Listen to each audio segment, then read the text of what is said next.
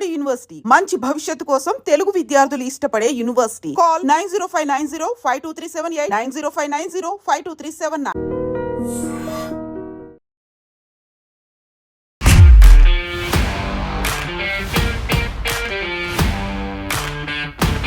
నమస్తే, నేను Kavitha. Welcome to I dream money matters with Anil AKV. Simplifying money, one episode at a time. Anil గారు నమస్తే.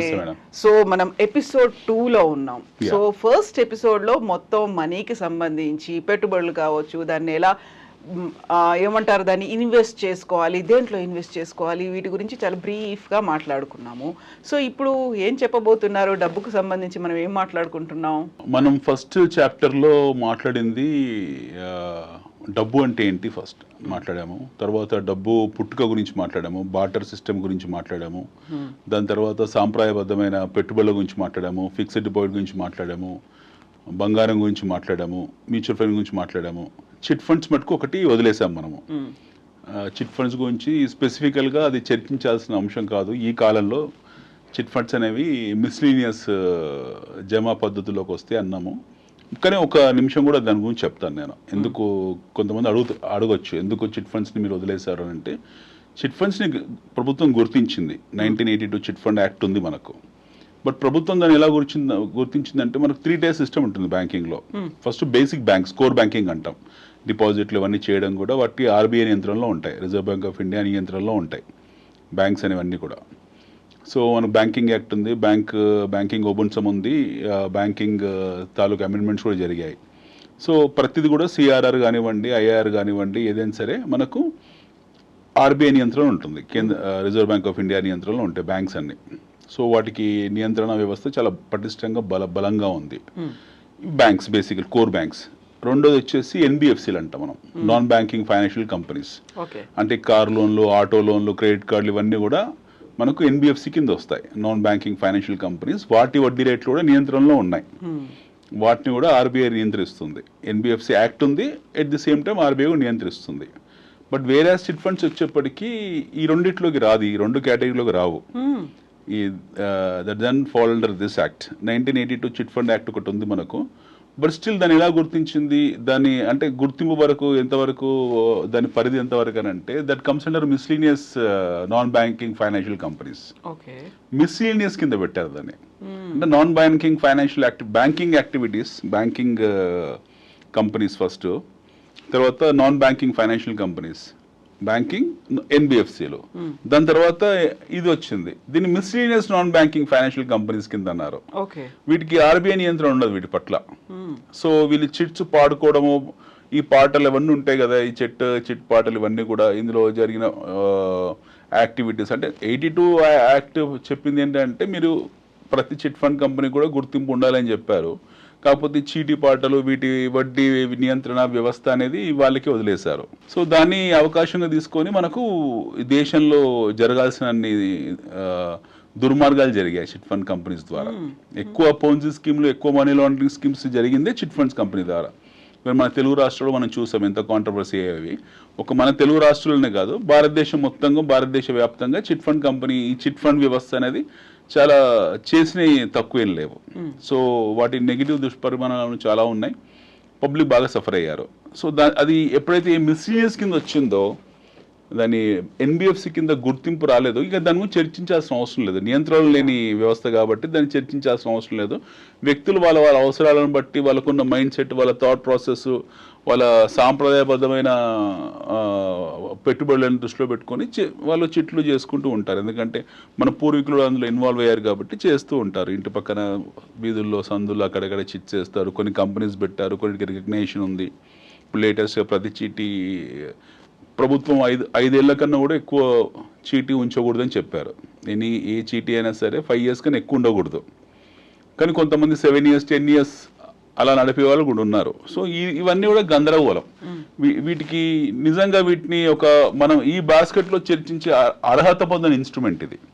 Okay. So మనం when we are talking about niche products అంటే నియంత్రణలో ఉన్న ప్రొడక్ట్స్ గురించి మాట్లాడుతున్నప్పుడు మ్యూచువల్ ఫండ్స్ గురించి లేకపోతే స్టాక్ మార్కెట్స్ గురించి బ్యాంక్ ఫిక్స్డ్ డిపాజిట్ గురించి బంగారం గురించి when we are talking about niche products most safe and secure havens గురించి మాట్లాడుతున్నప్పుడు ఇలాంటి మిస్లీనియస్ ప్రొడక్ట్స్ గురించి మాట్లాడడం అనేది ఇట్స్ నాట్ గుడ్. ఓకే, ఆ బాస్కెట్ లోకి రావు ఇవి మిస్లీనియస్ ప్రొడక్ట్స్ అంటారు వీటిని. సో వీటికి అర్హత లేదు. సో దీని గురించి చర్చించాల్సిన అవసరం లేదు. Next when we talk about మనం గోల్డ్ మాట్లాడాము, ఎఫ్డి మాట్లాడాము, we spoke about mutual funds, we spoke about ఇప్పుడు ఈ మిస్లీనియస్ గురించి చెప్పాము. తర్వాత ఇన్వెస్ట్మెంట్స్లో వచ్చింది ఇప్పుడు లాస్ట్ 20-25 ఇయర్స్లో మనకు వచ్చిన అతిపెద్ద విప్లవం mutual fund. So mutual fund విప్లవం ఎందుకు వచ్చిందని అంటే దానికి నిన్న అనుకున్నట్టు ప్రతిసారి ఎవరో ఒకరు విజిల్ బ్లో చేస్తారు. మొదట్లో మీకు ఇంత వస్తుంది అంత వస్తుందని చెప్తారు. 1992 బుల్ మార్కెట్ తర్వాత హర్షద్ మెహతా స్కామ్ తర్వాత చాలా పెద్ద యాక్సిడెంట్ జరిగింది స్టాక్ మార్కెట్స్లో. స్టాక్ మార్కెట్ పట్ల ఒక రకమైన విముఖత ఏర్పడింది ప్రజలకు. అది సెటిల్ డౌన్ కావడానికి 3-4 సంవత్సరాలు పట్టింది. And at the same time what is stock market అనేటువంటి ఒక తెలుసుకోవాలి అనేటువంటి ఉత్సుకత కూడా పెరిగింది కదా. పెరిగింది. అదే ప్రతి యాక్సిడెంట్లో ప్రతి ప్రమాదంలో మనకు ఒక విజిల్ బ్లో జరుగుతుంది. దాని గురించి ఒక అవగాహన ఏర్పడుతుంది. ఒక దారిలో వెళ్తున్నాము, we're travelling on a road. ఆ రోడ్డు మీద వెళ్తున్నప్పుడు ఏం జరుగుతుంది, ఆ రోడ్డు బాగుంటే దాని గురించి ఎవరు చర్చించారు. సపోజ్ ఆ రోడ్డు బాగాలేదు, వంకర తింకరగా ఉంది, 2-3 ప్రమాదాలు జరిగాయి, అప్పుడు దాని గురించి చర్చ వస్తుంది. అక్కడ ఫ్లైఓవర్ వేయడమో లేకపోతే రోడ్డు వెలుపు చేయడమో ఇంకేదో చేస్తారు, ఒక మంచి పరిణామం కింద మారుతుంది. అలాగే స్టాక్ మార్కెట్స్లో మన దేశంలో మన ప్రయాణం మనం అనుకున్నట్టు 1991లో జరిగింది. నూతన ఆర్థిక సరళీకృత విధానాల తర్వాత మన ప్రయాణం మొదలైంది. ఈ ప్రయాణం మొదలైన తర్వాత స్టాక్ మార్కెట్ని చాలామంది మిస్అడ్వాంటేజ్ కింద తీసుకున్నారు దాన్ని. సో మనకు ఈ ట్రెడిషనల్ ఇన్వెస్ట్మెంట్ ప్రాసెస్ నుంచి మనం షిఫ్ట్ అయ్యాము 1991 తర్వాత. నూతన ఆర్థిక సరళీకృత విధానాలు ఏర్పడ్డ తర్వాత మనకు స్టాక్ మార్కెట్స్ భారతదేశంలో అంతమందికే ఉన్నాయి మార్కెట్స్. కాకపోతే బుల్ మార్కెట్ ప్రజలని ఒక చైతన్యపరిచింది. తెలియకుండా హర్షద్ మెహతా స్కామ్ లో చాలా మంది ఇరుక్కుపోవడము, అందులో పెద్ద పెద్ద పొలిటీషియన్స్, బ్యూరోక్రాట్స్ ఎంతమంది ఉన్నారు. లాట్ ఆఫ్ బిగ్ హవాలా రూపం అంటే ఏంటి, మనీ ఎట్లా తరలిస్తారు, హవాలా ఇంకొకటి. హవాలా అనేది మార్కెట్ లో మొదట్లో ఉండేది, తర్వాత నియంత్రణ వ్యవస్థ అని అదే అంటున్నాను. సెబీ అప్పుడు ఇంటర్ఫేర్ అయింది. అంటే సెబీ పాఠాలు ప్రతి యాక్సిడెంట్లో మనం పాఠాలు నేర్చుకుంటూ వెళ్తుంటాం కాబట్టి సెబీ కూడా ఎన్నో రకాలుగా పాఠాలు నేర్చుకుంటూ వచ్చింది. Securities exchange board of India. మన దేశంలో స్టాక్ మార్కెట్ ప్రారంభం కావడం కూడా చాలా విచిత్రంగా ప్రారంభమైంది. గుజరాతీ కాటన్ టెక్స్టైల్స్ అంటే ఈ వ్యాపారవేత్తలు పెడుతున్నారో, చేనేత పరిశ్రమ అప్పుడే పవర్ లూమ్స్ వచ్చిన వాళ్ళు పెడుతున్నారో, ఒక బ్యాచ్ 10-15 మంది కూర్చొని ఈ దలాల్ స్ట్రీట్ దగ్గర రావి చెట్టు కింద కూర్చునే వాళ్ళు. ఒక 150 ఏళ్ల క్రితం 1860-1865 ఆ టైంలో కూర్చొని వాళ్ళ ట్రేడింగ్ యాక్టివిటీ చేయడం కోసము వాళ్ళు మొదటిసారి బ్రిటిషర్స్ని అప్పటికి లండన్ స్టాక్ ఎక్స్చేంజ్ చూసి వాళ్ళు స్ఫూర్తి పొంది బాంబే స్టాక్ ఎక్స్చేంజ్ స్టార్ట్ చేశారు. చాలా పెద్ద చరిత్ర మనది. సో అప్పుడు మొదలైంది ఆ ప్రయాణం. మొదలై ఒక పద్ధతి ప్రకారం వెళ్తూ అందులో ఎక్కువ పార్టిసిపేషన్ లేదు ఇండియాలో. మన పార్టిసిపేషన్ రీటైల్ పార్టిసిపేషన్ లేదు. ఏదో కొంతమంది కంపెనీస్ లిస్ట్ అయ్యాయి. ఆ లిస్ట్ అయిన వాటిలో కొంతమంది షేర్ హోల్డర్స్గా ఉండేవాళ్ళు, తెలిసిన వాళ్ళు, చదువుకున్న వాళ్ళు. అది కూడా బాంబే వరకు పరిమితం అయ్యేది. బాంబే స్టాక్ ఎక్స్చేంజ్ బొంబాయిలో ఉండేది కాబట్టి మనకు బాంబే వరకు పరిమితం చేశారు. కానీ అంత విస్తృతంగా దాని పరిచయం ప్రజలకు జరగలేదు దాని గురించి. ఎప్పుడైతే మనకి 1991 రెజల్యూషన్స్ కొత్తగా ఫామ్ అయ్యాయి, న్యూ ఎకనామిక్ పాలసీస్ వచ్చాయో, అప్పుడు మన మన్మోహన్ సింగ్ గారు ఫైనాన్స్ మినిస్టర్గా ఉండేవాళ్ళు, స్వర్గీయ భారతరత్న శ్రీ పివి నరసింహారావు గారు మన ప్రధానమంత్రిగా ఉండేవాళ్ళు. వాళ్ళు తీసుకున్న అద్భుతమైన చర్య అవుతుందో మన ఆర్థిక సరళీకృత విధానాలు, గ్లోబలైజేషన్, ఇది జరిగిన తర్వాత, ప్రపంచీకరణ జరిగిన తర్వాత మనకు చాలా మటుకు కంపెనీస్ ఏవైతే ఉన్నాయండో అవన్నీ మార్కెట్లోకి వచ్చాయి. పబ్లిక్ ఐపీఓలు అంటారు, మనం ఇనిషియల్ పబ్లిక్ ఆఫర్స్కి వచ్చాయి. వచ్చిన తర్వాత వాళ్ళందరూ కూడా కంపెనీస్ని ఫ్లోట్ చేశారు. అందులో పబ్లిక్ పార్టిసిపేషన్ అని, ప్రైవేట్ పార్టిసిపేషన్ అని, ప్రైవేట్ ఈక్విటీ ఫండ్స్ అని, ఫారెన్ ఇన్స్టిట్యూషన్ ఇన్వెస్టర్స్ అని, డొమెస్టిక్ ఇన్స్టిట్యూషనల్ ఇన్వెస్టర్స్ అని రకరకాలుగా విండోస్ ఏర్పాటు చేసి కంపెనీస్ని ఎస్టాబ్లిష్ చేశారు. ఆ ప్రయాణం వల్ల ఈ రోజు కూడా సాగుతూ వచ్చింది. ఈ 33 ఏళ్ళ ప్రయాణం అనేది ఇప్పటికీ ఈ స్థాయికి వచ్చాం మనం. బట్ ప్రతిసారి ఏదో యాక్సిడెంట్ జరుగుతూనే ఉంటుంది. Every time we have some accidents. ఆ యాక్సిడెంట్స్ నుంచి మనం గుణపాఠాలు నేర్చుకుంటూ ఉంటాము, దాన్ని ఆ వ్యవస్థను పటిష్టపరుచుకుంటూ వస్తాము. సో ఇది డబ్బుతో వ్యవహారం కాబట్టి, కంపెనీస్తో వ్యవహారం కాబట్టి, రెగ్యులేటర్తో వ్యవహారం కాబట్టి, ఇందులో డొమెస్టిక్ ఇన్ఫ్లోస్ ఉంటాయి, ఫారెన్ ఇన్ఫ్లోస్ ఉంటాయి, రకరకాల ఇన్ఫ్లోస్ ఉంటాయి, అవుట్ఫ్లోస్ ఉంటాయి. సో ఎప్పుడైతే హ్యూజ్ మనీ ఇన్వాల్వ్ అయింది ఇందులో, ఇలా ర్యాకెట్స్ కూడా ఉంటాయి సహజంగా. మనకు మొదటి ర్యాకెట్ జరిగింది హర్షద్ మేధా టైంలో 1992లో. ఫేక్ కంపెనీస్ని, పంప్ అండ్ డంప్ కంపెనీస్ని తీసుకొచ్చారు మార్కెట్లో. రూపాయి విలువ చేయని దాన్ని 10,000, 50,000, ₹1,00,000 తీసుకెళ్లారు, సంపాదించారు. కొంతమంది జైలు పోయారు, కొంతమంది సూసైడ్ చేసుకున్నారు. ఎవరైతే ఇన్వెస్టర్స్ ఉన్నారో చాలా మంది సూసైడ్ చేసుకున్నారు. షెల్ కంపెనీలు అంటే ఏంటి అనేది అప్పుడే తెలిసింది. అప్పుడే తెలిసింది. షెల్ కంపెనీస్ ఇప్పటికి ఉన్నాయండి. ఈ రోజు కూడా వెరీ ఫస్ట్ గా అప్పుడు ఇలా అవుతుందా, అలా అలా అలా జరిగింది. దాని తర్వాత ఆ దుష్పరిమాణం తర్వాత మళ్ళీ మనకు కేతన్ పారేఖ్ కలకత్తా నుంచి ఆపరేట్ చేసేవాడు అతను. అతని ద్వారా మళ్ళీ మార్కెట్లో ఇవన్నీ జరిగాయి. తర్వాత మనము నిఫ్టీ వచ్చింది. అప్పటి వరకు బిఎస్సీ ఉండేది, బాంబే స్టాక్ ఎక్స్చేంజ్. తర్వాత నేషనల్ స్టాక్ ఎక్స్చేంజ్ స్టార్ట్ చేశారు.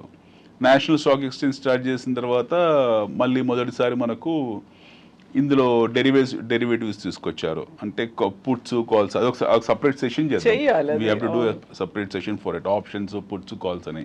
అందులో జరిగిన స్కామ్స్ బహుశా భారతదేశము, మన దేశంలో నిఫ్టీ డెరివేటివ్స్లో జరిగిన స్కామ్లు బహుశా మనకు వాల్ స్ట్రీట్లో జరగకపోవచ్చు. అన్ని స్కామ్ జరిగాయి. ఒక్కొక్కటి మనం వచ్చే ఎపిసోడ్లో వివరిస్తూ వస్తాను ప్రతిదీ కూడా. అందులో చాలా దుర్మార్గమైన స్కామ్స్ జరిగాయి. కొన్ని వందల మందికి 2008, 2009లో ఆత్మహత్యలు చేసుకున్నారు. అందులో ప్లెంటీ ఆఫ్ పీపుల్. మీకు సూరత్లో, అహ్మదాబాద్లో అలాంటి ప్రాంతాల్లో రోజు 10-15 శవాలు తెలియవి జనాలు ఆత్మహత్యలు చేసుకొని. సో ఇలాంటి ఇలాంటి హత్యలు ఏవైతున్నాయో, ఆర్థిక హత్యలు అంటారు వీటికి హంతకులు కనపడరు మీకు. ఇందులో హంతకులు ఎక్కడ దొరకరు. వ్యవస్థని ఒక హంతక పాత్ర వహిస్తుంది. సో ఈ హత్యల్లో ఇవి ఆత్మహత్యలు అనడానికి కూడా లేదు, హత్యలు అనడానికి కూడా లేదు. మొత్తానికి మరణాల మటుకు కామన్గా ఉంటాయి అందులో. సో ఈ మరణాల వెనుక అమాయకత్వము, తెలియనితనము ఎక్కువ ఉంటుంది ఈ డెరివేటివ్ సిస్టమ్. మోసపోవడం అంటే ఏం లేదు. ఎవరిని మోసం చేయరు, సిస్టమ్ ని ఏం మోసం చేయరు. ఇది ఒక ఆట, ఒక జూదము. ఈ ఆటలో తెలియని వాళ్ళు వెళ్తారు, లక్షలు పెడతారు, పోగొట్టుకుంటారు. ఆ జూదం ఎప్పటికీ ఉంది, ఈ రోజు కూడా ఉంది. సో ఇదొకటి, దీని గురించి కూడా చర్చిద్దాము. నెక్స్ట్ వచ్చేప్పటికి ఏం జరిగిందని అంటే, సో స్టాక్ మార్కెట్లో ఎప్పుడైతే కొత్త కంపెనీస్ లిస్ట్ అవడం మొదలుపెట్టాయో, వ్యవస్థ కూడా మారుకుంటూ వెళ్ళింది.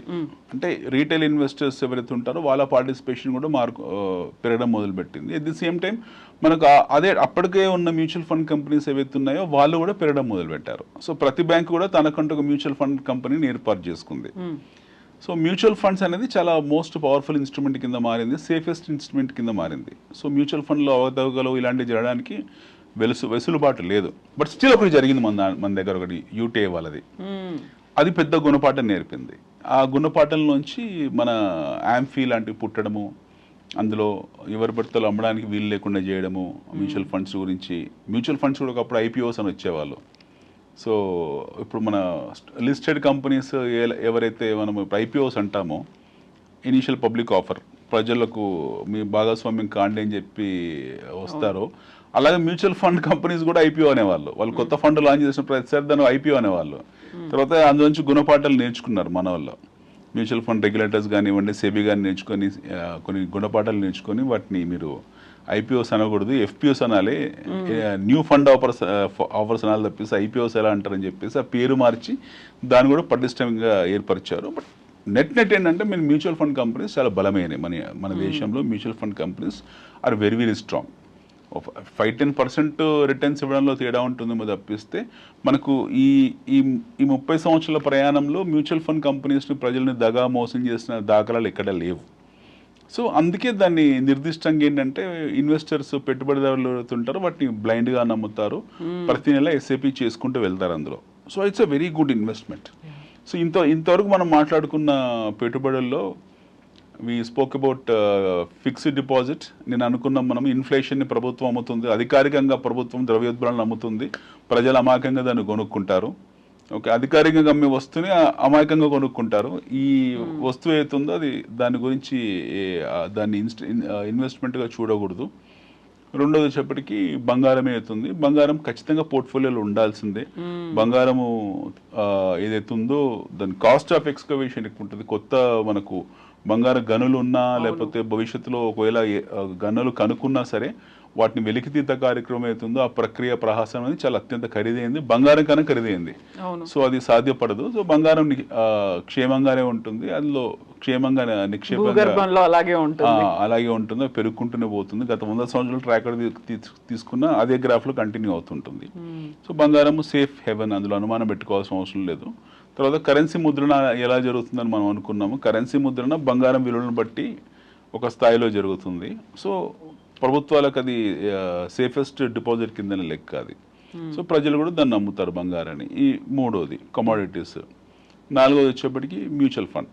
సో నా మ్యూచువల్ ఫండ్స్ ఏవైతే ఉన్నాయో ఇవి మనం ఇంతసేపు అనుకున్నట్టు మ్యూచువల్ ఫండ్స్లో ప్రజలు ఖచ్చితంగా భాగస్వామ్యం కావాలి.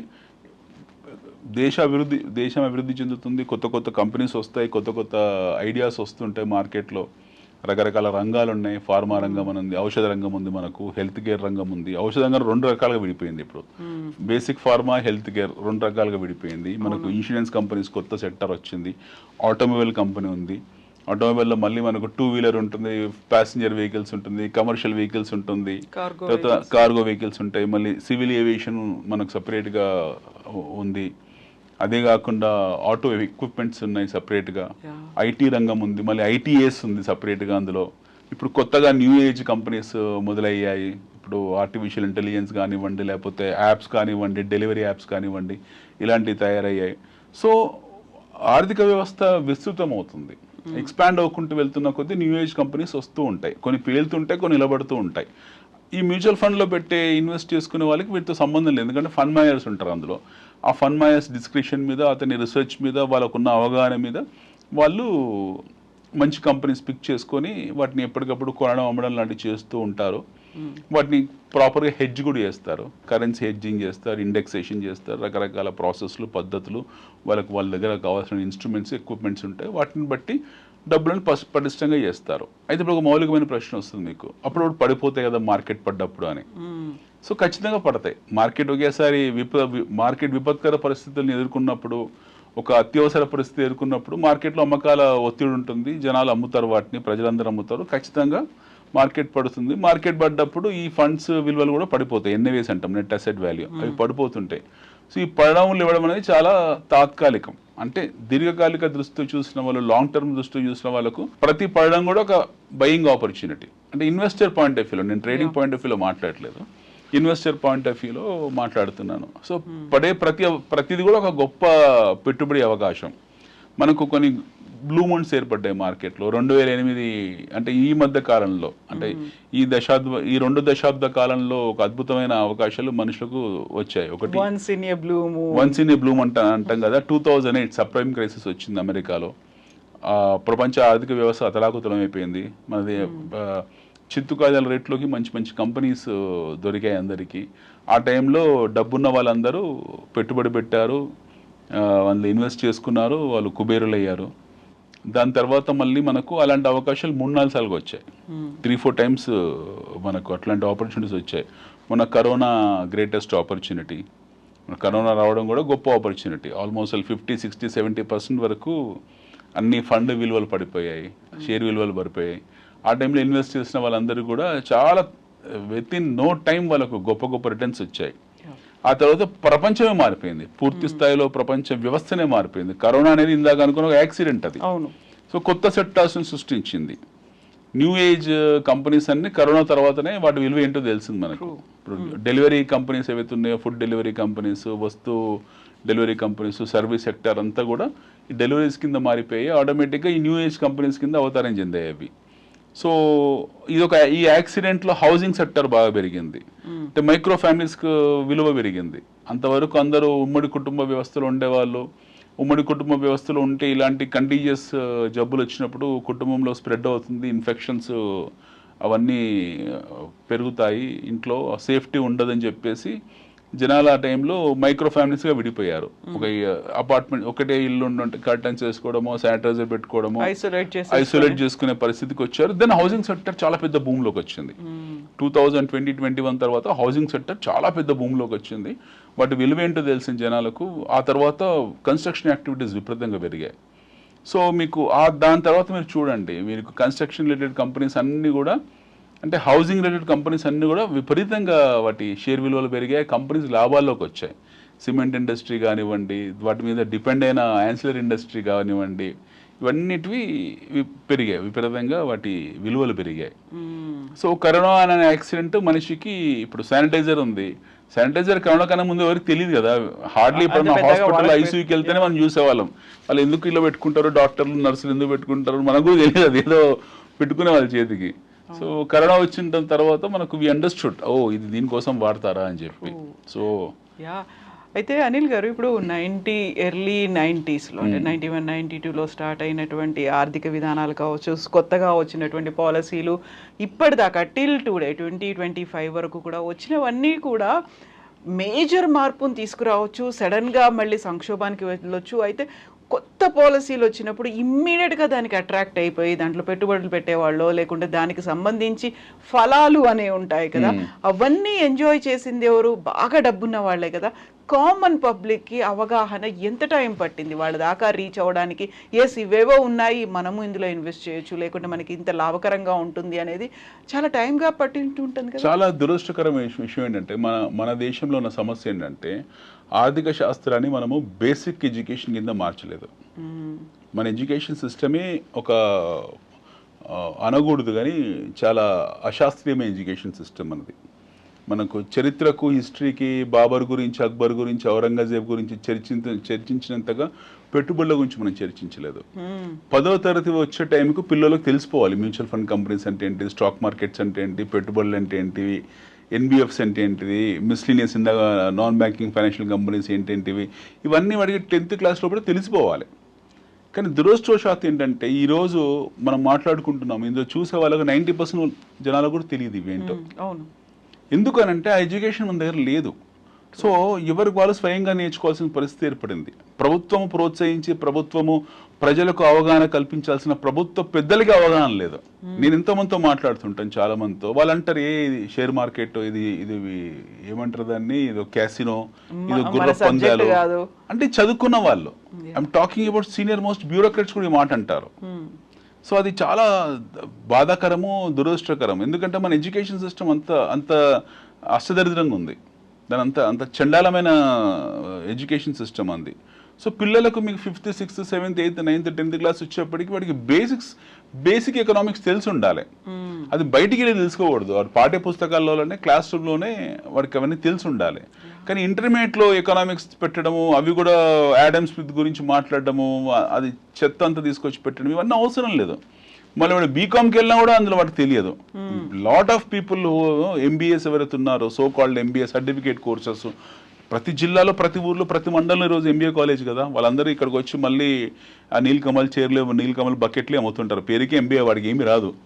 సో వాళ్ళకు కూడా తెలియదు. ఇప్పుడు మనం మాట్లాడినా సరే అసలు ఈ షేర్ మార్కెట్ అనే పదమే వాడకూడదు. This is nothing called a share market, this is called a stock market. Stock market అనే వర్డ్ని స్టాక్ మార్కెట్ కూడా అనకూడదు, this is called as capital market. Okay, capital market అనే పదాన్ని stock market refined, capital market is correct.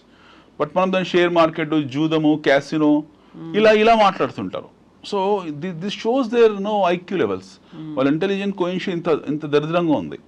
So దీనికి కారణం ఎవరంటే మన విద్యా వ్యవస్థని కారణం. దానికి మన విద్యా వ్యవస్థలోని లోపాల తాలూకు అవుట్పుట్ బై ప్రొడక్టే ఈ ఐక్యూ లెవెల్స్. సో వీళ్ళకి తెలియదు, జనాలకు వీటి పట్ల అవగాహన లేదు. ఎందుకు అవగాహన లేదంటే మన అవగాహన ఏర్పరచలేదు కాబట్టి. ప్రైవేట్ ఉద్యోగులే కాదు, ప్రభుత్వ ఉద్యోగాలే కాదు, బాగా చదువుకున్న వాళ్ళకు కూడా తెలియదు దీని గురించి. సో అది దురదృష్టకరం. ఇప్పుడు మనం మాట్లాడేస్తుంది మ్యూచువల్ ఫండ్ కంపెనీస్ ఎలా అభివృద్ధి చెందాయి. సామాన్య ప్రజలకి రీచ్ అవ్వడానికి ఎంత టైం పట్టింది? వాళ్ళు ఎప్పుడు దాన్ని వెల్కమ్ చేయడం స్టార్ట్? సామాన్య ప్రజలు 1991 తర్వాత తెలిసిన వాళ్ళు, చదువుకున్న వాళ్ళు పార్టిసిపేట్ చేసేవాళ్ళు, చదువుకున్న వాళ్ళు, అవగాహన ఉన్న వాళ్ళు. ఇది బాంబే సర్కిల్ వరకే పరిమితమైంది. సో 96, 97, 98 ఆ పీరియడ్లో మనకు కొంచెం మ్యూచువల్ ఫండ్ కంపెనీస్లో టాకింగ్ అబౌట్ మ్యూచువల్ ఫండ్ కంపెనీస్లో పార్టిసిపేషన్ మొదలైంది. 2001, 2002 Y2K తర్వాత డబ్బులు ఎప్పుడైతే రావడం మొదలైందో, ఎస్పెషల్లీ డాలర్స్ ఎప్పుడైతే రావడం భారతదేశానికి మొదలైందో, పెట్టుబడి విధానం కూడా మారడం మొదలైంది.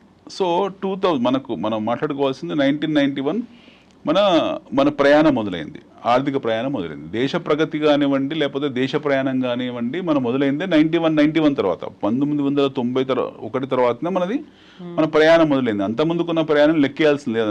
అంత ముందుకున్న పేదరికము, కంప్లీట్ పావర్టీ మనం ఉన్నది. We're nothing but nice version of Somalia.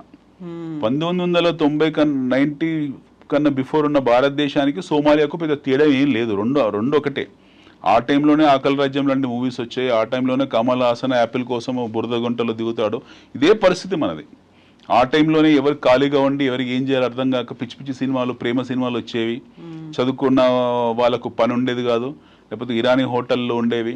ఎప్పుడైతే మీరు దేర్ ఆర్ సర్టన్ ఇండికేటర్స్. హైదరాబాద్లో ఇరానీ హోటల్ ఎప్పుడు మాయమవడం మొదలుపోయాయండి? 2000 తర్వాత. ఎందుకు? మీకు ఉపాధి అవకాశాలు పెరగడం మొదలుపెట్టాయి. ఎప్పుడైతే ఉపాధి అవకాశాలు పెరగడం మొదలుపెట్టాయో మీకు హైదరాబాద్లో ఇరానీ హోటల్ మాయమవడం మొదలయ్యాయి. అంటే ఇట్స్ బ్యూటిఫుల్ ఇండికేటర్ అనమాట. ఎక్కడైతే ఇరానీ హోటళ్ళు ఉంటాయో, ఎక్కడైతే ఇరానీ హోటల్లో కూర్చొని గంటలు మాట్లాడతారో, అంటే ఆ టైంలో, ఆ పీరియడ్లో వాళ్ళకి జనాలకు ఉపాధి లేదు, పని లేదు, టైం పాస్ కోసం ఉండేవాళ్ళు. ఇప్పుడు లేవు, కనపడట్లేదు. ఎందుకంటే చాలా మంది పనుల్లో నిమగ్నం అయిపోయారు. చాలా మందికి పని చేసుకుని పని దొరుకుతుంది. సో పని చేసేవాడికి పని ఉంది కాబట్టి ఇరానీ హోటల్కి వెళ్ళట్లేదు వాడు. ఇక్కడ టీ తాగాలంటే రోడ్డు మీద ఎక్కడో టీ తాగేసి 2 నిమిషాలు గబగబా వెళ్ళిపోతారు. అంతే తప్పిస్తే 1/2, 1/3 టీలు తాగడం, 1/4 సిగరెట్లు తాగడం, ఇలా ఈ సంస్కృతిలో మనం లేదు. కానీ ఒకప్పుడు విద్యార్థులు కానివ్వండి, లేకపోతే చదువుకున్న వాళ్ళు కానివ్వండి, అందులో ఉండేవాళ్ళు ఎక్కువ మటుకు. 1 డే క్రికెట్లు పక్కన పెడితే 5 డే క్రికెట్ మ్యాచ్ 6 రోజులు ఉండదు. ఆ రోజుల్లో 6 days test match. First ball నుంచి లాస్ట్ బాల్ వరకు 6 days మధ్యలో వాడికి బ్రేక్ ఉండేది. 6 రోజులు ఆడేవాళ్ళు ఒక ఆటని. ప్రపంచంలో ఏ క్రీడ కూడా 6 రోజులు ఉండదు. ఈ చెత్త క్రికెట్ తప్పిస్తే ఇంకేది ఉండదు. 6 days. మళ్ళీ దానికి క్లాస్ జెంటిల్మ్యాన్ ఏమంటారు? జెంటిల్మ్యాన్ అని కూడా 6 రోజులు ఆడాడు. బేవర్స్ గాలే ఆడతారు 6 రోజులు. సో ఇలాంటి విషవలయంలో ఉన్నాం మనం. అన్ప్రొడక్టివ్ సిస్టంలో ఉన్నాం, హానెస్ట్లీ స్పీకింగ్. సో మన టైం అంతా అలా వేస్ట్ అయిపోయింది. అంత 91 బిఫోర్ అంతా కూడా మన ఉత్పత్తి సమయం మొత్తం కూడా ఇలాంటి వాటిలో వెళ్ళిపోయింది. 91 తర్వాత ఎప్పుడైతే మన ప్రయాణం మొదలైందో, నూతన ఆర్థిక సరళీకృత విధానాలతో మన ప్రయాణం మొదలైందో, మనం ఇందాక అనుకున్నట్టు జనాలకు పని దొరకడం మొదలైంది. సంస్థలు రావడము, విదేశీ పెట్టుబడులు రావడము. అంతవరకున్న ఎల్ఐసి నుంచి ప్రైవేట్ ఇన్సూరెన్స్ కంపెనీస్ రావడము. అంతమంది కేవలం బజాజ్ చేతకు మాత్రమే ఉండేది లైసెన్స్ రాజ్ సిస్టంలో. తర్వాత మీకు రకరకాల బైక్స్ మీరు చూడడం మొదలుపెట్టారు.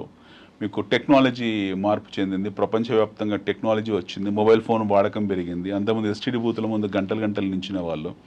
అక్కడ నుండి మనం మెల్లిగా మొబైల్ ఫోన్లోకి వచ్చాము. సో వస్తు వినిమయం ఎప్పుడైతే పెరిగిందో వాటి సంస్థలు కూడా పెరగడం మొదలుపెట్టాయి. వస్తు వినిమయం అవసరం కింద మారిపోయింది. ఆటోమేటిక్గా ఈ కంపెనీస్ అన్నీ కూడా మనకు స్టాక్ ఎక్స్చేంజ్లో లిస్ట్ అవ్వడం మొదలుపెట్టాయి. ఇవన్నీ లిస్ట్ అయ్యి ఎప్పుడైతే 200, 300, 500 కంపెనీస్ నుంచి ఈరోజు మనం 10,000 12,000 కంపెనీస్ లిస్ట్ అయి ఉన్నాయి మార్కెట్లో. We're about 12,000 companies which are in India which got listed in stock markets. So 12,000 సంస్థలు ఉన్నాయి మనకు. సో ఆటోమేటిక్గా ఏమవుతుంది, మ్యూచువల్ ఫండ్ కంపెనీస్ కూడా పెరిగాయి. ఎన్నో మ్యూచువల్ ఫండ్ కంపెనీస్ ఉన్నాయి. ప్రతి బ్యాంకుకు మ్యూచువల్ ఫండ్ కంపెనీ ఉంది. సో వీళ్ళందరూ కూడా ఈ అసెట్ మేనేజ్మెంట్ కంపెనీస్ అంటాం వీటిని. ఈ అసెట్ మేనేజ్మెంట్ కంపెనీస్ వచ్చేసి అందులో ఉన్న నిష్ణాతులు, చదువుకున్న వాళ్ళు, ప్రొఫెషనల్స్, వాళ్ళ నిరంతరము వాళ్ళ కృషి, వాళ్ళ ఇంటెలిజెన్స్ ఉపయోగించి మంచి ఫండ్స్ తయారు చేసి ప్రజలకు ఆ ఫండ్స్ని ఆఫర్ చేయడం మొదలుపెట్టారు. సో ప్రజలు కూడా ఈ అభివృద్ధిలో భాగస్వామ్యం అయిపోయి ప్రతి నెల కొద్దిగా గొప్ప పొదుపు చేసుకోవడం మొదలుపెట్టారు. బట్ ఈ రోజు కూడా దురదృష్టవశాత్తు ఏంటంటే ఇందాక అనుకున్నట్టు మన పార్టిసిపేషన్ చాలా తక్కువ. సో మన పార్టిసిపేషన్ అనేది మ్యూచువల్ ఫండ్స్లో చాలా తక్కువ. ఈరోజు కూడా మన వాళ్ళు చీటీ వ్యవస్థలో ఉన్నారు, వడ్డీ వ్యవస్థలో ఉన్నారు, లేదా మనీ లాండరింగ్ వ్యవస్థలో ఉన్నారు. ఇప్పుడు మామూలుగా సర్వేస్ కావచ్చు, సొసైటీ గురించి మాట్లాడుకోవాలంటే హ్యావ్స్ అండ్ హ్యావ్ నాట్స్ అనేది ఉంటుంది. ఈ రెండిటి మధ్యలో ఉన్నటువంటి గ్యాప్ అనేది ఉంది కదా, అది ఫిల్ చేయడానికే కదా మనం కావాల్సినటువంటి అవేర్నెస్ ఇవ్వాలి, వాళ్ళని ఎడ్యుకేట్ చేయాలి. అందుకోసమే కదా ఈ ప్రోగ్రామ్. మనం వీఆర్ కమింగ్ టు దట్. మనం అవేర్నెస్ క్రియేట్ చేయబోతున్నాము. కాకపోతే దాని బ్యాక్గ్రౌండ్ కూడా చర్చించాలి. We have to discuss about the background also, the importance. So ఈ మ్యూచువల్ ఫండ్ కంపెనీస్ ఏవైతే వచ్చాయో వీటన్నిటిని బీట్ చేశాయి. లాస్ట్ 10 years మీరు mutual fund versus gold returns తీసుకుంటే mutual fund companies have outperformed the gold. In terms of safety and security, they offered equal safety and security the way any of the other instrument has given. Bank lo meeku fixed deposit pettukunte enta safety undo, mutual fund lo pettina dabbu kuda ante safe meeku. When it comes to redemption liquidation అంతే స్పీడ్లో అవుతుంది, కూడా 24 అవర్స్లో liquidate అవుతుంది. In fact మీకు gold ఒకవేళ physical gold అమ్మాలనుకుంటే మళ్ళీ తరుగులు గిరుగులు అని చెప్పేసి మీకు ఇబ్బంది పడాల్సిన పరిస్థితి ఏర్పడుతుంది తప్పిస్తే when you wanted to cell a mutual fund hardly online టక్కున కొట్టేసి మీరు అమ్మేసుకోవచ్చు మీకు అవసరం పడితే. So now we have come to a stage where everything has become as easy as possible, where you can liquidate, where you can add or you can delete. So అంత స్పీడ్లో ఉన్నాం. So now the question is that what is the participation level? ఈరోజు కూడా participation is pathetic. మన దేశంలో ప్రజల భాగస్వామ్యం అనేది చాలా డిస్టర్బింగ్గా ఉంది. So most of the people put there hard earn money in to other instruments. మనం అనుకున్న ఇన్ఫ్లేషన్ రిలేటెడ్ ఇన్స్ట్రుమెంట్ ఫిక్స్డ్ డిపాజిట్లో ఉంటారు, లేదా ఇన్సూరెన్స్లో ఎండోమెంట్ పాలసీలో ఉంటారు. అదొక దుర్మార్గమైన ప్రోడక్ట్ అది. ఇన్సూరెన్స్లో మీకు ఉండాల్సిన ప్రోడక్ట్ ఏదైతుందో టర్మ్ ఉండాలి, హెల్త్ ఉండాలి. ఈ రెండు వదిలేసి వాడు ఎండోమెంట్లోకి వెళ్తాడు, which is not at all correct. మీరు దాని ఛార్జెస్ కానివ్వండి, లేకపోతే దాని మీద వచ్చే రిటర్న్స్ కానివ్వండి, అవి చూస్తే మీకు అసలు అర్థం కూడా కాదు ఏంటనే సంగతి. People will lose their money putting their hard and money into insurance products, especially the saving product in insurance. Unit లింక్లు అని అవన్నీ ఉంటాయి అన్నీ. సో నెట్ ఏంటంటే ప్రజలు ప్రతి నెల ఎస్ఐపి చేసుకోవాలి. Every one has to do their SIP. వాడు ప్రతి నెల ఫస్ట్ ఒక 20,000 నాకు శాలరీ వస్తుంది, 20,000 శాలరీ వస్తుంటే 2,000 3,000 ఫస్ట్ తీసేయాలి, తర్వాతనే ఖర్చులు. ఫస్ట్ 2,000 3,000 తీసుకెళ్ళి ఒక మంచి మ్యూచువల్ ఫండ్ కంపెనీలోనో ఆ పొదుపుగా పెట్టాలి. తర్వాత మిగతా ఖర్చులు ఆలోచించాలి. ఇంట్లో ఖర్చులు, కరెంటు బిల్ కానివ్వండి, లేకపోతే మీకు భోజనాలు కానివ్వండి, స్విగ్గీ జొమాటో కానివ్వండి. నీడ్స్ ఏమున్నాయి, నెసెసిటీస్ ఏమున్నాయి. First you save little amount of money, then you talk about your expenditure. But మనం రివర్స్ ఏంటంటే ఫస్ట్ వీ టాక్ అబౌట్ ఎక్స్పెండిచర్తో మిగిలిన తర్వాత మనం దాన్ని సేవింగ్ అనుకుంటాం. సేవింగ్ ఎప్పుడు అలా చేయకూడదు. మీకు వచ్చిన దానిలో 10-15% తీసి పక్కన పెట్టాలి, ఆ ఉన్న డబ్బుల్ని ఖర్చు పెట్టుకోవాలి. అండ్ దట్ ఉన్న ఖర్చుల్లో మీరు ఆ బ్యాలెన్స్ ఏదైతే ఉంటుందో దానిలో మీరు అడ్జస్ట్ చేసుకోవచ్చు. No need to eat basmati every week, no need to go to a movie every time. So అన్నిటికీ మీకు వెసులుబాటు ఉంటుంది, అన్నిటికీ ఆల్టర్నేటివ్స్ ఉంటాయి. ఆల్టర్నేటివ్స్ వెతుక్కుంటే మనం సంతోషంగా ఉంటాం. మనం ఆల్టర్నేటివ్స్ వెతుక్కోము, దాన్నే మెయిన్ స్ట్రీమ్కి వెళ్తాం. మనం థియేటర్లోకి వెళ్ళి సినిమా చూడడం ఎక్స్పెన్సివ్ అఫేర్. 2,000 టికెట్ పెట్టి సినిమా చూడడం అనేది ఎక్స్పెన్సివ్ అఫేర్. మనం చూసాం ఎంత దుర్మార్గంగా ఒక తల్లి తన పిల్లను కోల్పోయిందో. సో ఇలాంటి పిచ్చి వ్యవహారాలు ఉండడం వల్ల వీళ్ళు సేవ్ చేయలేకపోతారు. So now people need to think that they have to first in your monthly earnings you have to take out some amount, keep aside, then you plan your expenditure. దాని తర్వాత expenditure plan చేసుకోండి. ఇది find out ప్రతి mutual fund company మంచిదే. Go and put your hard and money into mutual funds. ఎప్పుడైతే mutual funds will come to stock markets also in due course of time. Next ఎపిసోడ్లో mostly we talk about stock markets. మీరు ఇందులో వచ్చేప్పటికి ఏంది, every month మీరు కొంచెం save చేసుకుంటూ వెళ్ళండి. పెద్ద కార్పస్ అవుతుంది మీకు. 5 years 10 years 15 years 20 years period of టైంలో, ఈ లాంగ్ హొరైజన్లో మీకు చాలా పెద్ద కార్పస్ అవుతుంటుంది. ఎట్ ది సేమ్ టైం మీకు ఇందాక అనుకున్నట్టు there is always a golden time, golden period, our market always offers some beautiful blue moons. మధ్యలో మార్కెట్స్ పడుతూ ఉంటాయి. ఇప్పుడు లాస్ట్ 6-7 months నుంచి మార్కెట్స్ కరెక్షన్లో ఉన్నాయి. In fact I think our correction is over now. ఇప్పుడు నిఫ్టీ మీకు తీవ్ర స్థాయిగా కరెక్ట్ అయింది. ఆల్మోస్ట్ 10-12-15% దాకా మార్కెట్ కరెక్ట్ అయ్యాయి, పడిపోయాయి. ఆ టైంలో ఎవరైతే పడ్డప్పుడు ఇన్వెస్ట్ చేసుకుంటారో వెళ్ళి మంచి కంపెనీస్లో, మంచి మ్యూచువల్ ఫండ్ కంపెనీస్లో, అది మళ్ళీ మీకు ఇమీడియట్గా డిస్కౌంట్ సేల్లో కొన్నట్టు అనమాట. ఓవర్ పీరియడ్ ఆఫ్ టైం మళ్ళీ మీకు అద్భుతమైన రిటర్న్స్ ఇస్తాయి. ఆ రిటర్న్స్ మీరు ఎంజాయ్ చేయొచ్చు. సో పడ్డ ప్రతిసారి మీకు ఫండ్ ఉంది, సపోజ్ 10 ఏళ్ళ నుంచి మీరు ఒక ఫండ్ తయారు చేసుకుంటూ వెళ్ళారు, ప్రతి నెల కడుతూ వెళ్ళారు. ఇలా పడ్డప్పుడు ఏంటంటే కొద్ది గొప్ప మీ దగ్గర ఏదో ఎమర్జెన్సీ కోసం పెట్టుకున్న డబ్బులు ఏవైతుంటే అవి తీసుకెళ్ళి పెట్టేసేయండి. You ensure that you keep that money into that main corpus. Main కార్పస్లో అప్పుడప్పుడు అడిషనల్ అమౌంట్ యాడ్ చేస్తూ వెళ్ళండి. సపోజ్ మీరు ప్రతి నెల ఒక 5,000 రూపాయలు మ్యూచువల్ ఫండ్లో పెడుతున్నారు. సో మీకు మార్కెట్కి ఆపర్చునిటీ ఇచ్చింది, ఒక ఫాల్ వచ్చింది. ఆ టైంలో మీ దగ్గర డబ్బు ఉందనుకోండి, 20,000 30,000 అందులో పెట్టేసేయండి ఇమీడియట్గా. సో మెయిన్ ఫండ్కు ఇది యాడ్ అవుతుంది. So that your enhancement of corpus happens automatically. So this corpus will help you for greater expenses.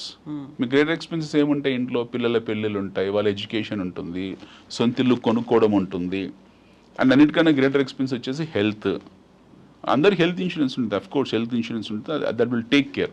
Your retirement would be your greater expenses. చాలామందికి పెన్షన్స్ ఉండకపోవచ్చు, ఓకే, మనలాంటి వాళ్ళు ఉంటారు, వీ డోంట్ హ్యావ్ పెన్షన్స్, వాళ్ళకు ఈ ఈ fund use అవుతుంది. Passive income అందరికీ ఉండదు, అందరికీ రెంటల్ ఇన్కమ్ ఉండదు. People think that we have passive income. Rental income, ఇప్పుడు ఒక ఇల్లు ఉంది, 2 పోర్షన్లు అద్దెకి ఇచ్చుకుంటారు, ఒక పోర్షన్లో వాళ్ళు ఉంటారు, ఓనర్స్ ఉంటారు. సో ఈ వెసులుబాటు అందరికి ఉండదు.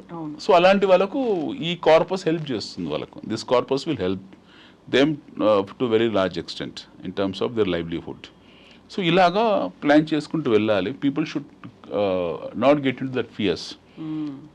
ఈ రోజు కూడా దురదృష్టవశాత్తు ఇలాంటి బ్యూటిఫుల్ ఇన్స్ట్రుమెంట్లో పార్టిసిపేషన్ చాలా తక్కువగా ఉంది. ఎంతమందికి ఉంటుంది? హార్డ్లీ ప్రతి 100 మందిలో ఈరోజు not even no what you call 30% of people are participating in this. 30% ప్రజలు కూడా ఇందులో పార్టిసిపేషన్ లేదు. చాలా తక్కువ మంది ఉన్నారు. మ్యూచువల్ ఫండ్ ఎస్ఐపి కట్టుకునే వాళ్ళు లేదా మ్యూచువల్ ఫండ్లో ఇన్వెస్ట్ చేసే వాళ్ళు చాలా తక్కువ మంది ఉన్నారు.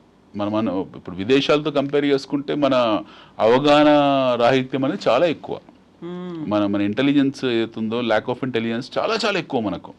సో మన పార్టిసిపేషన్ మార్కెట్స్లో, క్యాపిటల్ మార్కెట్స్లో చాలా తక్కువ. అది మన ఇందాక ఎందుకు దానికి కారణం ఏంటంటే ఈ పొదుపు సాధనాల గురించి, పొదుపు వ్యవస్థ గురించి ఎవరు ఎడ్యుకేట్ చేయలేదు.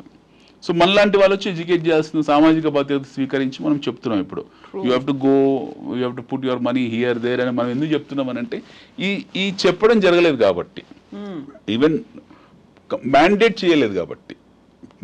We have to propose even colleges. పిల్లలకు ఎవరైతే ఉంటారో, I'm telling you very honestly, కాలేజ్లో జాయిన్ అయిపోగానే డిగ్రీకి ఒక రోడ్ జాయిన్ అయ్యాడు. ఆ కాలేజ్ ప్రభుత్వం ఒక డిగ్రీ పాస్ చేయాలి, ఒక జియో పాస్ చేయాలి. ఆ డిగ్రీ పాస్ కాగానే మీరు ₹1,00,000 ఫీజు తీసుకుంటున్నారు. ఆ పేరు మీద 20,000 30,000 మీరు ఓ మంచి ఫండ్లో పెట్టించండి డబ్బులు, లేదా వాటితో ఎవ్రీ మంత్ 500 600 ₹1,000 సేవ్ చేయించండి భవిష్యత్తులో. So that you will get awareness about it. వాళ్ళ పేరెంట్స్తో చేయించండి, లేకపోతే వారితో ఏదో ఒక ప్రొడక్ట్ డిజైన్ చేసి వదిలేస్తే హీ విల్ కంటిన్యూ ఫర్దర్. వాడు ఉద్యోగంలోకి వెళ్ళిన తర్వాత అది కంటిన్యూ చేసుకుంటూ వెళ్తాడు. ఎట్ ది సేమ్ టైం ఆ ప్రాసెస్లో నేర్చుకుంటాడు, అవగాహన పెంచుకుంటాడు, ఇంకొన్ని కొత్త ఫండ్స్ గురించి ఆలోచించడం మొదలు పెడతాడు, వాటిని 10 మందితో చర్చిస్తాడు. సో అనిల్ గారు, నాకు ఒక చిన్న విషయం, ఇప్పుడు 20-30 years బ్యాక్ స్కూల్స్లో, అంటే గవర్నమెంట్ స్కూల్స్లో ఒక చిన్న ప్రోగ్రామ్ అనేది ఉండేది, సంచయిక అలాంటి పేరుతో ఉండేది. ఏంటంటే ఎవ్రీ వీక్ మనమే డబ్బులు తీసుకెళ్ళి ఇవ్వడం, ఐదర్ ఇట్ మే బి ₹10 కావచ్చు, ₹100 కావచ్చు, ఎంతైనా మన పేరుతో అది డిపాజిట్ అయి ఉంటుంది. ఐ డోంట్ నో ఇప్పుడు అది ఇంకా కంటిన్యూ అవుతుందో లేదో తెలియదు. సో వరంగల్లో ఉన్న మా స్కూల్లో అది ఉండేది. సో అలాంటిది ఉంటే దే కెన్ లెర్న్, అంటే మనం మనీని ఎలా సేవ్ చేసుకోవాలి అనేది నాకు దాని గురించి తెలియదు. ఉంటే మంచిదే. ఒకవేళ అలాంటి ప్రోగ్రామ్ ఉంటే చాలా గొప్ప ప్రోగ్రామ్ అది. 20-30 years బ్యాక్ ప్రభుత్వాలు ఇలాంటి ఇనిషియేట్ చేశారంటే చాలా గొప్ప. బహుశా వాళ్ళు ఆ పొదుపుని కూడా మళ్ళీ ఫిక్స్డ్ డిపాజిట్లో దాని కింద, అంటే ఆ టైంలో ఉన్న ఆర్థోడాక్స్ ప్రొడక్ట్స్ లోనే పెట్టుంటారు. But what's ever it is a good thing. పిల్లలకు ఆ స్థాయి అవగాహన పెంచారంటే చాలా గొప్ప విషయం అది ఆ రోజుల్లో. బట్ ఇప్పుడు కంటిన్యూ అవుతుందా లేదో తెలియదు. బట్ అలాంటిది మాత్రం ఇప్పుడు అందరికీ ఉంటే మంచిది. ఒకవేళ ఉండుంటే చాలా మంచిది. ఎందుకంటే దాని పట్ల వాళ్ళకు ఒక అవగాహన ఏర్పడి ఉంటుంది. ఆ రోజుల్లో వాళ్ళు బహుశా వాళ్ళు ఫిక్స్డ్ డిపాజిట్లోకి వెళ్ళుంటారు. బట్ ఇప్పుడు ఈ కాలంలో ఏంటంటే ఖచ్చితంగా మనము వీళ్ళతో స్టాక్ మార్కెట్లో డీమ్యాట్ అకౌంట్ ఓపెన్ చేయించడము, వాళ్ళ పేరెంట్స్ ఓపెన్ చేయడం పిల్లలకు కుదరదండి. అట్లీస్ట్ వాళ్ళ పేరు మీద వాళ్ళ పేరెంట్స్, కస్టోడియన్స్, గార్డియన్స్ ఎవరైతే ఉంటారో వాళ్ళతో మ్యాండేట్ చేయించి ఆ కార్పస్ చూయించేలా, ఆ డిపాజిట్స్ చూయించేలా చేస్తే బాగుంటుంది. ఇలాంటివి చెయ్యాలి. సో దట్ ఒకవైపు మనం అవేర్నెస్ క్రియేట్ చేసిన వాళ్ళు అవుతాము ప్రజల్లో. రెండోది, ఈ కంపెనీస్లో పార్టిసిపేషన్ పెరుగుతుంది. ఈ రోజు ఏమైపోయిందంటే అభివృద్ధి చెందుతున్న మనలాంటి దేశం, we're 5th largest economy on this planet. ప్రపంచంలో 5వ అతిపెద్ద ఆర్థిక శక్తి. మనం 3వ శక్తిగా వెతుకుతాం. 1-2 పాసిబుల్ కాకపోవచ్చు మన జీవిత కాలంలో. మన ముందు భవిష్యత్తు తరాలకు చూస్తారేమో 1-2. బట్ 3వ ఆర్థిక శక్తిగా మటుకు మీరు నేను చూస్తాం ఖచ్చితంగా. సో 3వ ఆర్థిక శక్తిగా ఎరిగేప్పటికీ వచ్చే 40 ఏళ్లలో ఇది మనం 30-35 ఏళ్లలో ఎప్పుడైతే మనది $40-45 trillion ఎకానమీగా అవతారం చెందుతుందో, ఎప్పుడైతే మనం అలా ఆవిష్కరించబడతామో, ఆ సమయంకి ఏమవుతుందనంటే మనం తీసుకోవట్లేదు మన ఫలాలని. We are not enjoying our hard and fruits. విదేశీ పెట్టుబడిదారులు, విదేశీ సంస్థాగత పెట్టుబడిదారులు, ఇన్వెస్టర్స్ ఎవరుతున్నారో వాళ్ళు ఎంజాయ్ చేస్తున్నారు. వాళ్ళు వస్తారు, ఇండియాలో టక్కుని ఇన్వెస్ట్ చేస్తారు, ప్రాఫిట్స్ తీసుకుంటారు, టక్కున అదే రాత్రి వెళ్ళిపోతారు. సో ప్రతిసారి కరెక్షన్ మార్కెట్లో రావడానికి కారణం ఏంటంటే విదేశీ డబ్బులు పుల్ బ్యాక్ చేయడము. ఏదో కారణం వాడికి ఏదో వంక దొరుకుతుంది, ఏదో కారణం ఉంటుంది, ఏదో రీసెర్చ్ రిపోర్ట్ చెప్తాడు, లేదా ఎకానమీ డౌన్ అంటాడు, లేకపోతే డబుల్ డిజిట్ గ్రోత్ మీకు కనపట్లేదు అంటాడు. వాడికి రీజన్ చెప్పే సాకు చూయించేసుకొని డబుల్ ప్రాఫిట్ తీసుకుని బయటికి వెళ్ళిపోతాడు. వాడు వెళ్ళిపోగానే మార్కెట్లు అందరూ పానిక్ అవుతారు, మిగతా సామాన్య ప్రజలు వాళ్ళందరూ అమ్ముడుకోవడం మొదలు పెడతారు. అమ్ముకోగానే మార్కెట్ కిందికి వస్తుంది. మళ్ళీ వచ్చి వాడే అంటాడు వాల్యుయేషన్స్ చాలా చీప్గా ఉన్నాయి, ఎక్స్పెన్సివ్ ఉండేది మొన్నదాకా భారతదేశంలో వాల్యుయేషన్స్, ఈరోజు వాల్యుయేషన్స్ చాలా తక్కువగా టెంప్టింగ్గా ఉంది, మళ్ళీ ఇన్వెస్ట్ చేస్తున్నాం అని చెప్పేసి మళ్ళీ ఇన్వెస్ట్ చేస్తాడు. మళ్ళీ అబ్బా ఫారెన్ ఇన్వెస్టర్స్ వచ్చారు కదా అని చెప్పేసి మళ్ళీ మన రీటైల్స్ అందరూ ఒక హర్డ్ మెంటాలిటీతో మళ్ళీ వెళ్ళి అందరు మన వాళ్ళ కోట్లు కోట్లు కోట్లు గుమ్మరిస్తారు. అది మళ్ళీ పీక్కి వెళ్తుంది, మళ్ళీ వాడు అదే స్పాట్లో కొట్టేస్తాడు. సో ఈ ప్రాసెస్ ఎప్పుడు జరుగుతూ ఉంటుంది. సో అందుకేనా గవర్నమెంట్ కూడా కొన్ని రంగాల్లో ఎఫ్డిఐని తగ్గించేసింది? గవర్నమెంట్ ఎఫ్డిఐ తగ్గించడానికి రకరకాల కారణాలు ఉన్నాయి. మన 100% ఎఫ్డిఐ మన ఏ రంగంలో తగ్గించలేదు. భవిష్యత్తులో అదర్ దెన్ కరెన్సీ ప్రతిదీ కూడా ఎఫ్డిఐ అయిపోతుంది. అదర్ దెన్ అసలే 100% ఎఫ్డిఐ అనేది ఉండాలి. ఇప్పుడు అమెరికా ఉంది for example, other than currency and senate, ఈ రెండు తప్పిస్తే ప్రతిదీ ప్రైవేట్ సంస్థనే. అక్కడ ఉన్న ఆయుధాలు అమ్మడానికి స్వయంగా అమెరికా అధ్యక్షుడు రకరకాల దేశాలు తిరిగి వాళ్ళ ఆయుధాలని ఆయన ప్రచారం చేసుకుంటాడు, మా వస్తువు కొనండి. మనం కూడా స్థాయికి రావాలి. Even India has to come to that stage where our no PM should stop talking about no మన మిగతా విదేశాంగాలకు సంబంధించిన రిలేషన్షిప్స్ పక్కన పెట్టి మన వస్తువులు అమ్మడానికి ఆయన బ్రాండ్ అంబాసిడర్ కావాలి. ఇప్పుడు జస్ట్ లైక్ నో ఫ్రాన్స్ ఉన్నారు, ఆయన ప్రధానమంత్రి మ్యాక్రాన్, ఆయన అన్ని దేశాలు తిరుగుతున్నారు. ఆయన మావి కొనండి, మా రాఫెల్ కొనండి, మా రాఫెల్ కొనండి అని మనం కూడా కొన్నాం కదా వాళ్ళ దగ్గర. సో మీరు ఏదైనా తీసుకోండి, డెవలప్డ్ ఎకానమీస్ డిఎంస్ అంటాం, వాళ్ళని డిఈస్ అంటాం. డెవలప్డ్ ఎకానమీస్లో ఉన్న అంటే అభివృద్ధి చెందిన దేశాల్లో ప్రధానమంత్రులు ఏంటంటే వాళ్ళు ఈ బయలాటరల్ రిలేషన్షిప్స్ గురించి మాట్లాడరు, దాని సపరేట్ ఫారెన్ సెక్రటరీస్ ఉంటారు మాట్లాడడానికి. Is now the brand ambassador for their companies. ఆ కంపెనీస్ తాలూకు బ్రాండ్ అంబాసిడర్ అతను. సో వాళ్ళ కంపెనీస్ ఏవైతుంటే, వాళ్ళ సంస్థలు ఏవైతుంటే, వాళ్ళ ఉత్పత్తి వ్యవస్థలో బయటకు వచ్చే వస్తువులు ఏవైతుంటాయో వాటిని ఎగుమతి చేయడానికి, వాటిని అమ్మడానికి ఆయన ప్రపంచం అంతా కాలివాటని తిరుగుతూ ఉంటాడు. ఆయన అన్ని దేశాలు తిరుగుతుంటాడు వెళ్ళి. ట్రంప్ చేసే పని అదే, అన్ని రకరకాల దేశాలు తిరిగి మా వస్తువులు కొనుక్కో అని చెప్తాడు. మైక్రోన్ అదే పని చేస్తున్నాడు. సో ఆ హెడ్ ఆఫ్ స్టేట్ ఎవరైతే ఉంటారో, హెడ్ ఆఫ్ నేషన్ ఎవరైతే ఉంటారో, they have to become brand ambassador for to market their products. So మన దేశంలో సాధ్యం కాదు. మన దేశంలో ప్రధానమంత్రి వెళ్ళి మా వస్తువు కొనాలని ఆయనకి ఏదో ఒక అంటు కట్టేస్తారు. ఆయన అంబానీ అదాని ఇలా మాట్లాడుకుంటూ వెళ్తారు. సో వ్యవస్థ ఎప్పుడు స్టేట్ చేతిలో ఉండకూడదు. వ్యవస్థ ఎప్పుడు ప్రైవేట్ సంస్థల చేతుల్లో, ప్రైవేట్ వ్యక్తుల చేతుల్లో భాగస్వామ్యం ఉండాలి. సో మనం ఎప్పుడైతే 100% ఎఫ్డిఐ అయ్యామో, ఫర్ దట్ మ్యాటర్ ఎప్పుడైతే మనం 100% ప్రైవేటైజ్ అవుతున్నామో, మనకు ఇవన్నీ వస్తు వినిమయాలు, ఈ కన్జ్యూమరిజం ఇవన్నీ మనం చూడగలుగుతున్నాం. నియంత్రణ వ్యవస్థలో ఉంటే ప్రజలు వాటి ప్రపంచాన్ని అందుకోలేరు. నియంత్రణ ఆర్థిక వ్యవస్థలో ప్రజలు ప్రపంచంతో భాగస్వామ్యం కాలేరు. వాళ్ళు ఎప్పుడు వాళ్ళ మధ్యలో గ్యాపే ఉంటుంది. ఇప్పుడు కొరియా ఉంది ఫర్ ఎగ్జాంపుల్, 2 కొరియాలు ఉన్నాయి పక్కనే, నార్త్ కొరియా, సౌత్ కొరియా ఉంది. నార్త్ కొరియాలో కిమ్ జాంగ్ ఉన్ పరిపాలన చూస్తున్నాం, సౌత్ కొరియాలో ఉందో మనం చూస్తున్నాం. ఒకే దేశం ఒకప్పుడు విడిపోయారు.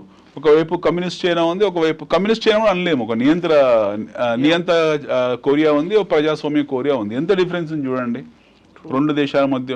ఒకప్పుడు చైనా అలాగే ఉండేది, పూర్తి స్థాయి నియంతృత్వంలో ఉండేది. ఈ రోజు కూడా నియంతృత్వంలో ఉంది అది. బట్ తర్వాత ఏం జరిగింది మీకు? వాళ్ళు ఆ వస్తు ఉత్పత్తి వ్యవస్థని పటిష్టం చేసుకున్నారు, అందులో ప్రజలు భాగస్వామ్యం అయిపోయారు. పేరుకే కమ్యూనిస్ట్ కంట్రీ, బట్ అక్కడ బిలియనర్స్ ఉన్నారు, అక్కడ డబ్బున్న వాళ్ళు ఉన్నారు, అక్కడ ఉత్పత్తి ఉంది, అక్కడ వస్తు వినియోగం ఉంది. అక్కడ పిచ్చిగా మనకన్నా ఎక్కువ స్వేచ్ఛతో బ్రతుకుతున్నారు వాళ్ళ అంతర్గతంగా. సో ఇవన్నీ ఈ పరిణామాలు ఏవైతున్నాయో ప్రజల భాగస్వామ్యంతో జరుగుతాయి. సో ప్రజలు భాగస్వామ్యం ఒక కష్టం అంటే కాంట్రిబ్యూట్ చేయడమే కాదు, వాళ్ళ ఫలాలు కూడా అనుభవించాల్సిన హక్కు వాళ్ళకు ఉంది. ఈ ఫలాలు మనం అనుభవించట్లేదు నా బాధ. ఎగ్జాక్ట్లీ. మన ఎందుకు మీరు మ్యూచువల్ ఫండ్ కంపెనీస్లో మీరు పార్టిసిపేట్ చేయాలి, ఎందుకు స్టాక్ మార్కెట్స్లో మీరు పార్టిసిపేట్ చేయాలి అని అంటే, మీరు పార్టిసిపేట్ చేయకపోతే, మీరు ఇందులో భాగస్వామ్యం కాకపోతే ఇంకోటి వచ్చి భాగస్వామ్యం అవుతున్నాడు. Somebody is coming and enjoying your nation's growth. National development building లో మీరు ఉన్నారు, దేశ అభివృద్ధి పరచడంలో మీరు ఉన్నారు, నేషనల్ బిల్డింగ్ ఎక్సర్సైజ్ లో మీరు భాగస్వామ్యం. కానీ అది బిల్డ్ అయిన తర్వాత అది ఇచ్చే ఫలాన్ని అందుకోలేకపోతున్నారు. సో ఇది మారాలి. This has to get change. అయితే మ్యూచువల్ ఫండ్ కంపెనీస్ గురించి మనం మాట్లాడుకున్నప్పుడు ఏంటనంటే, మ్యూచువల్ ఫండ్ కంపెనీస్ ఒకటే కాదు, now it is also become old age system of investment. So ఇంతసేపు మనం అనుకున్నాము రకరకాల కంపెనీలు మన భారతదేశంలో వచ్చాయి, మన దేశంలోకి ఎన్నో కంపెనీస్ వచ్చాయి, వస్తు వినియోగం పెరిగిన తర్వాత చాలా కంపెనీస్ ఏర్పడ్డాయి. చాలా కంపెనీస్ ఏర్పడిన తర్వాత అదే స్థాయిలో మనకు మ్యూచువల్ ఫండ్ కంపెనీస్ వచ్చాయి, ప్రజలు కొద్దో గొప్ప భాగస్వామ్యం అయిపోయారు, దాని ఫలాలు అనుభవిస్తున్నారు. నెక్స్ట్ అనే నా ప్రశ్న, మౌలికమైన ప్రశ్న ఏంటంటే, మీరు మ్యూచువల్ ఫండ్ కంపెనీస్ని ఎందుకు ఎంచుకుంటారు? దాని నుంచి ఇంకొక స్టెప్ ముందుకేసి డైరెక్ట్ స్టాక్ మార్కెట్లో ఎందుకు ఇన్వెస్ట్ చేయరు? Why don't you open your demat account? మీరు డీమ్యాట్ అకౌంట్ ఓపెన్ చేసుకోండి. మనంతా ఏమంటారు దాన్ని, మీకు ఆధార్ కార్డు ఎలాంటి మీ హక్కు, పౌర హక్కు, డీమ్యాట్ అకౌంట్ కూడా మీ పౌర హక్కు. మీరు డీమ్యాట్ అకౌంట్ ఓపెన్ చేయండి, డైరెక్ట్ కంపెనీలో భాగస్వామ్యం కాండి. సో అప్పుడు మీ ఎడ్యుకేషన్ లెవెల్స్ మారుతాయి, మీరు ఎడ్యుకేట్ కాగలుగుతారు, మీరు ఎక్కువ ఫలాలు పొందగలుగుతారు, మీ చాయిస్ ఆఫ్ కంపెనీస్లో ఇన్వెస్ట్ చేసుకోగలుగుతారు. అఫ్ కోర్స్ మ్యూచువల్ ఫండ్లో ఉంటుంది, బట్ దాని ఛార్జెస్ దానికి ఉంటాయి. ఇక్కడ మీరు మీ డిస్క్రిప్షన్ మీద ఇన్వెస్ట్ చేసుకోవచ్చు. సో మీ అవగాహన స్థాయిని పెంచుకుంటే డీమ్యాట్ అకౌంట్లో ఓపెన్ చేసుకొని డైరెక్ట్ కంపెనీ ఇన్వెస్ట్మెంట్ పార్టిసిపేట్ చేసుకుంటే మీకు వచ్చే రిటర్న్ ఆఫ్ ఇన్వెస్ట్మెంట్ ఏది ఉంటుందో దట్ ఈస్ అన్బీటబుల్. ఇంకా ప్రపంచంలో దాన్ని బీట్ చేసే శక్తి ఏమీ లేదు. ఈవెన్ క్రిప్టో ఇవన్నీ మాట్లాడతాము, ఇవన్నీ ఆల్టర్నేటివ్ కరెన్సీ మారుతాం, అవన్నీ ఏమి ఉండవు. ఏదో ఒకటి రెండు అప్పట్లో వచ్చే పెరిగాయి తప్పిస్తే there is nothing which can beat direct involvement in stock market. So మనం బోల్డ్ అంతా మాట్లాడుకోవాలి, బోల్డ్ అంతా ఎంకరేజ్ చేయాలి, కావాల్సినటువంటి అవేర్నెస్, ఎడ్యుకేషన్ కూడా ఇవ్వాలి. అందుకోసమే ఈ ప్రోగ్రామ్ మనీని సింప్లిఫై చేసి చూపించడం, money matters with Anil AKV. Thank you so much Anil గారు. మనం నెక్స్ట్ ఎపిసోడ్లో మరిన్ని ఇంట్రెస్టింగ్ అంశాలు, డబ్బుకి సంబంధించి, ఇన్వెస్ట్మెంట్కి సంబంధించి, ప్లానింగ్, మేనేజ్మెంట్కి సంబంధించి మాట్లాడుకుందాం. థ్యాంక్ యూ సో మచ్ అండి.